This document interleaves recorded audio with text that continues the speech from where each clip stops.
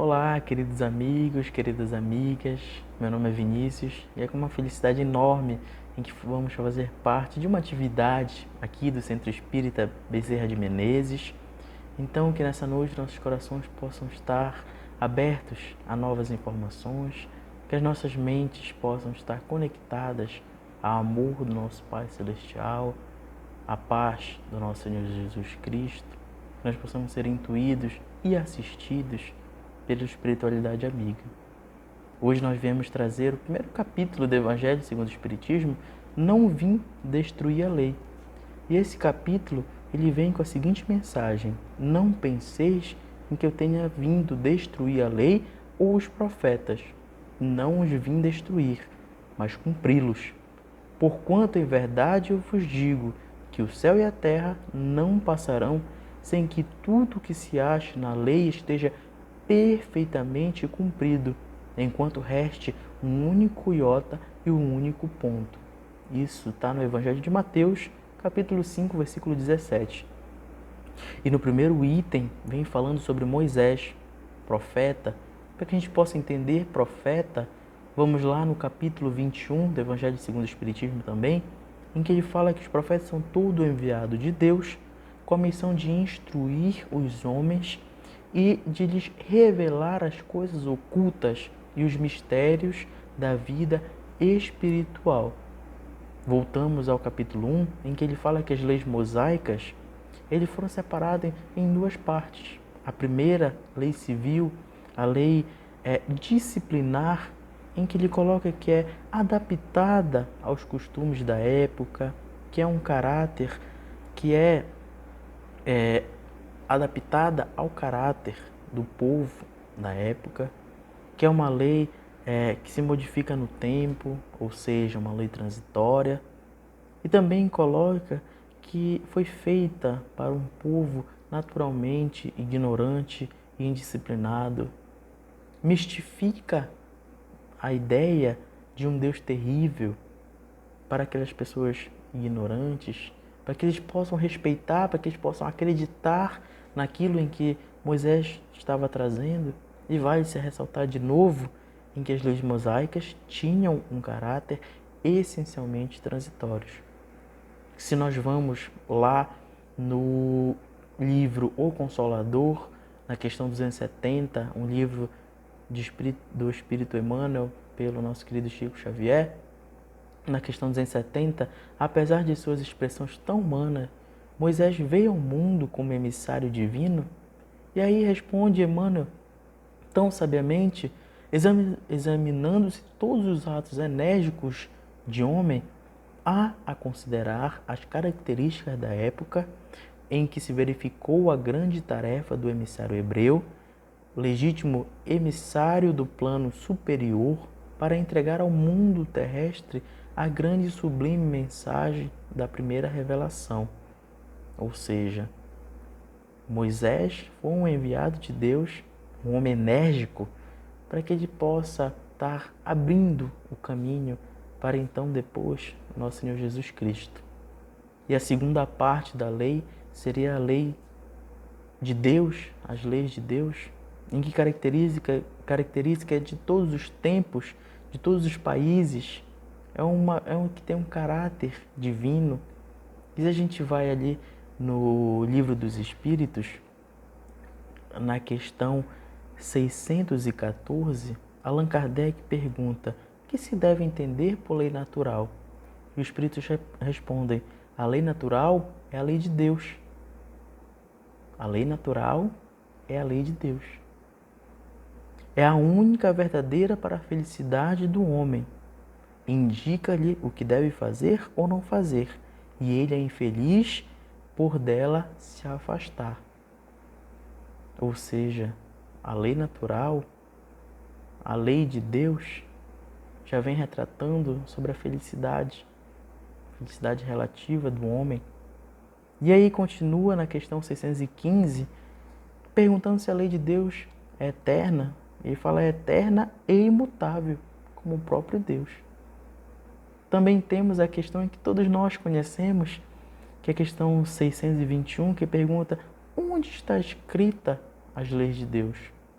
as leis de Deus, a lei natural, está escrita na consciência, respondem os Espíritos. Em que nós temos em mente em que essas leis se encontram na nossa consciência e basta que a gente leia o Livro dos Espíritos para que a gente possa ter uma ideia. Ali, dentro das questões, temos, se eu não me salvo engano, 408 questões, tudo relacionado às leis morais, às leis de Deus, às leis naturais. Então basta que a gente leia, basta que a gente não leia, não fique no campo teórico, mas pratique também, mas que vá em busca, para que a gente mude os nossos hábitos, as nossas condutas. E aí, voltando para o nosso texto, vamos então lá na questão do Consolador de novo, 271, em que ele pergunta: Moisés transmitiu ao mundo a lei definitiva? E responde Emmanuel: o profeta de Israel deu à terra as bases da lei divina e imutável, mas não toda a lei, integral e definitiva. Ou seja, é aquilo que nós já falamos, que ele veio abrir caminhos, veio estruturar as leis de Deus para que posteriormente Jesus pudesse esmiuçar, vamos dizer assim. E então a gente já passa para Cristo, para Jesus, em que coloca lá o Evangelho segundo o Espiritismo, em que ele veio não destruir, mas cumpri-la, desenvolvê-la, dar-se seu verdadeiro sentido e adequá-la ao grau de entendimento ou de adiantamento do homem. Ou seja, vamos ver de novo em que o homem da época não estavam ainda preparados para escutar tudo o que Moisés veio falar, de que todo o que Jesus veio colocar para a gente. Em que até hoje nós temos indagações, perguntas sobre essa vida espiritual, sobre o plano invisível, em que nós ainda não estamos preparados para entender. Então, por isso que ele coloca que ele veio adequar ao grau de adiantamento do homem na época. Coloca também em que ele veio combater constantemente o abuso das práticas exteriores e as falsas interpretações. Se a gente pode exemplificar isso ali no livro Boa Nova, capítulo 11, salvo engano, em uma conversa em que ele tinha com Levi, e antes dessa conversa, em que ele ia falar ainda as bem-aventuranças, chegam 3 pessoas, 3 homens ali na casa de Levi, pedindo para que eles fizessem parte da realeza de Jesus. E eles, tendo seus problemas, claro, Levi aponta os seus problemas. A família não aceitava, o outro, ele era paralítico, e tinha um outro também que tinha algum outro problema que agora não me recordo. Mas aí ele meio que expulsou aqueles 3 homens por eles não serem o do perfil de um reino, em que tinha na época esse pensamento de o reino ser um reino de poder, de soberania, mas o reino verdadeiramente dito era o reino no coração dos homens, como nós sabemos. E eles não tinham o perfil, entendia Levi.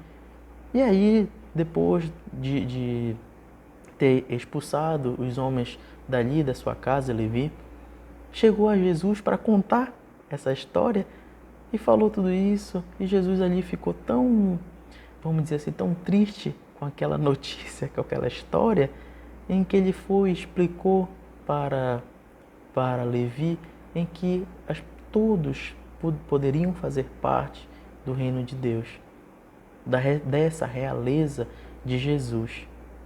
E depois ele pregou as bem-aventuranças e posteriormente, vendo o seu erro, Levi conseguiu se conscientizar daquela verdadeira realeza de Jesus E posteriormente ele chegou com os 3 homens, convidou para a sua casa para uma ceia, se desculpou.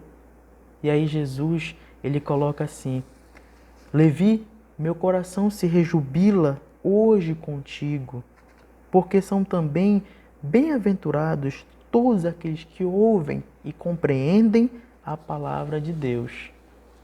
Então Jesus ficou imensamente feliz, porque Levi ele conseguiu compreender as verdadeiras palavras de Deus. E também coloca no Evangelho, segundo o Espiritismo, esmiuça um pouco mais aqueles 10 mandamentos, as leis de Deus, em que a gente pode caracterizar pelos 10 mandamentos. Jesus ali esmiuça aqueles 10 mandamentos, em que os fariseus ali em uma conversa, um doutor da lei em uma conversa com Jesus, ele pergunta: Mestre, qual é o grande mandamento na lei? E aí Jesus coloca: amarás o Senhor teu Deus de todo o teu coração, de toda a tua alma, de todo o teu pensamento. Este é o primeiro e grande mandamento. E depois, amarás o teu próximo como a ti mesmo. Nós podemos perceber que nesse mandamento de Jesus, amar a Deus sobre todas as coisas e o teu próximo como a ti mesmo, em que já veio escrito lá no Velho Testamento, isso a gente pode encontrar em Deuteronômio, o amar a Deus sobre todas as coisas, está em Deuteronômio, capítulo 6, e o teu próximo como a ti mesmo está em Levítico, capítulo 19, salvo engano. Então a gente pode perceber em que Moisés, ele não foi apenas a justiça, olho por olho, dente por dente, aquele homem enérgico, mas também Moisés era amor, como ele veio colocando no Velho Testamento. E coloca também aqui no Evangelho de que esse amor, esse sentimento do amor, praticado em toda a terra, em toda a sua pureza, com todos os seus desenvolvimentos, todas as suas consequências, terão umas boas consequências. Veio ensinar os homens, Jesus, que a verdadeira vida não é a da terra, mas a do reino dos céus. Veio salientar para que a gente se reconcilie com Deus, para que a gente se reconecte ou se conecte com Deus. Coloca também que tudo o que ele falou em termos mais ou menos explícitos, ou seja, por meio de parábolas, por meio dos ensinamentos mais ou menos explícitos, para que os homens depois interpretassem. E aí nós discorremos de novo ali no livro O Consolador, na mensagem, na questão 282, em que pergunta-se assim: se devemos considerar o Velho Testamento como a pedra angular da relação divina, qual a posição do Evangelho de Jesus na educação religiosa dos homens? E aí responde Emmanuel: o Velho Testamento é o alicerce da revelação divina. O Evangelho é o edifício de redenção das almas. O Evangelho é o edifício de redenção das almas. Como tal, deveria ser procurada a lição de Jesus, não mais para qualquer exposição teórica, mas visando cada discípulo o aperfeiçoamento de si mesmo, desdobrando as edificações do Divino Mestre no terreno definitivo do Espírito. Mostra pra gente então, Moisés foi o precursor ali do Evangelho de Jesus, que ele não era apenas justiça, que ele não era apenas olho por olho, dente por dente, mas também Moisés era sim um enviado de Deus, em que sim pregava também o amor, apesar de ser um homem enérgico. Jesus então veio para praticar, desenvolver tudo que foi colocado por Moisés anteriormente. Veio cumprir as leis de Moisés. Ele então coloca de uma forma tão minuciosa, coloca um pouco menos, tirando os 10 mandamentos, coloca em 2 frases, em 2 mandamentos. Ama teu Deus sobre todas as coisas e o teu próximo como a ti mesmo. E aí nós nos remetemos a uma mensagem de Emmanuel lá no livro Caminho, Verdade e Vida, capítulo 179, em que é intitulado O Novo Mandamento, em que um dos trechos ele fala assim: o primeiro intui em cuja execução não é razoável que o homem cogite a compreensão alheia. O aprendiz amará o próximo como a si mesmo. E aí, em um outro trecho, ele fala a recomendação. Qual seria essa recomendação falada por Emmanuel? Essa recomendação seria que vos ameis, nós, homens, todos nós, que nós nos amemos como eu vos amei, como foi colocado por Jesus. Ou seja, que nós, homens, amamos uns aos outros como Jesus nos amou. Essa é a mensagem deixada por Emmanuel, que é a recomendação, em que ele fala que assegura o regime da verdadeira solidariedade entre os discípulos, garante a confiança fraternal e a certeza do entendimento dos corações. Se a gente for parar para analisar os discípulos são todos aqueles que seguem Jesus, são todos aqueles que seguem as palavras de Jesus. Todos nós cristãos somos discípulos de Jesus. Garante a confiança fraternal e a certeza do entendimento. Então, que nós possamos ter em nossas mentes a importância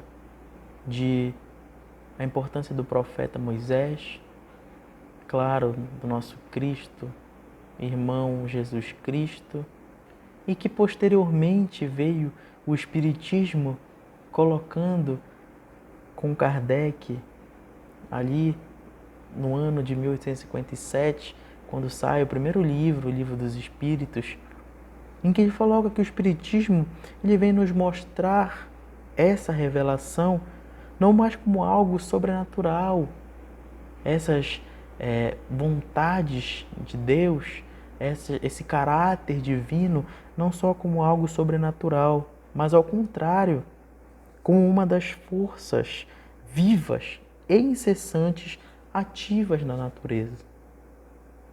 Coloca também que o Espiritismo ele não veio destruir as leis cristãs, mas cumpri-las. Coloca que o Espiritismo ele veio desenvolver, completar, explicar em termos claros para todo mundo o que não fora dito, senão sob forma alegórica. Forma alegórica, ele diz, dos nossos entendimentos diversificados.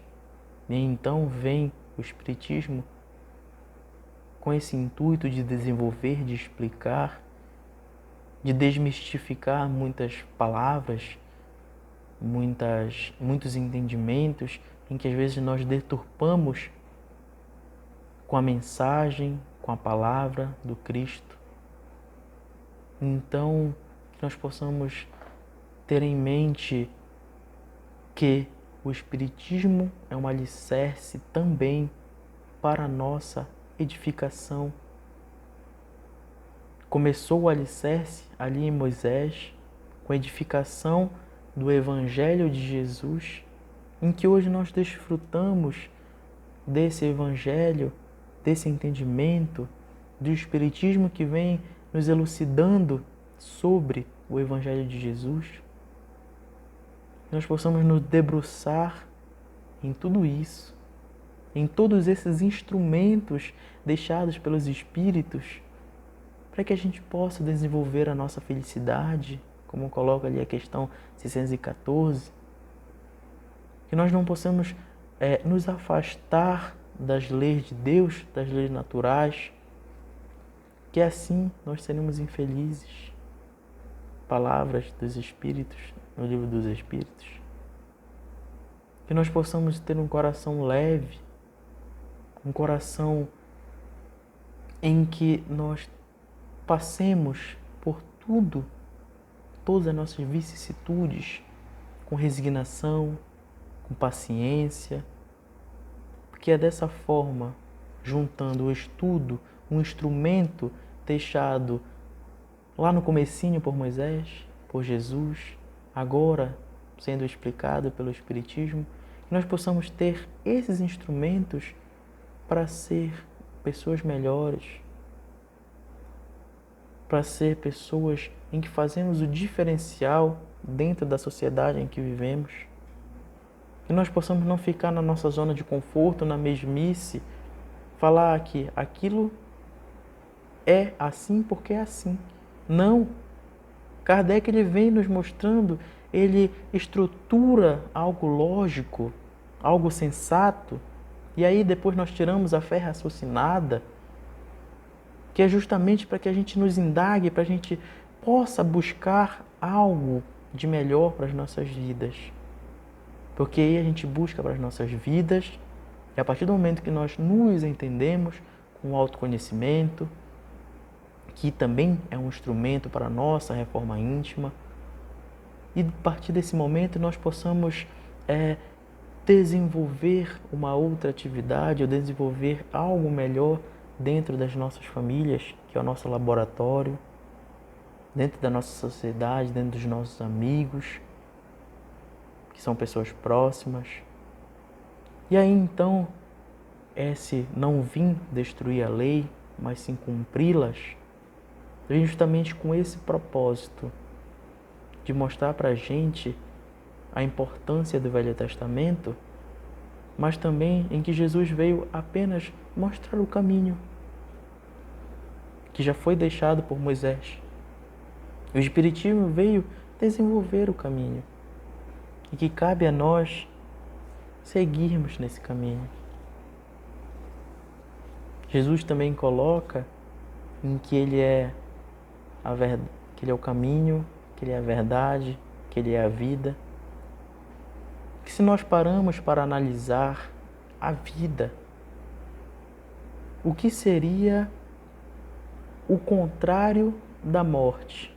O contrário da morte é o renascimento ou o nascimento. Então nós possamos compreender com essa passagem do Evangelho, não vim destruir a lei, mas sim cumpri-las, de que a vida ela é algo em que não acaba no túmulo. A vida ela é constante, ela é infinita. Que a partir do momento que a gente entende sobre a vida, sobre essa importância da vida, é que nós começamos a entender todas essas nossas inquietudes, todas essas montanhas colocadas no Evangelho, criadas por nós mesmos às vezes, essas aflições, conseguimos entender e então compreender a vivência delas no nosso cotidiano. Então, como mensagem final, que nós possamos sempre ter em nossas mentes a importância do Evangelho de Jesus, as vivências de Jesus, usufruir desse instrumento que é o Espiritismo, em que busca a nossa consolação e ter em nossos corações sempre em que Jesus está no leme desse barco e que todos que estão aflitos e sobrecarregados é só recorrer a Ele, que Ele vos aliviará. E é isso, amigos, a nossa mensagem de hoje. Espero ter contribuído para a atividade daqui do Centro Espírita Bezerra de Menezes. E fiquem com Deus. Um grande beijo no coração de todos.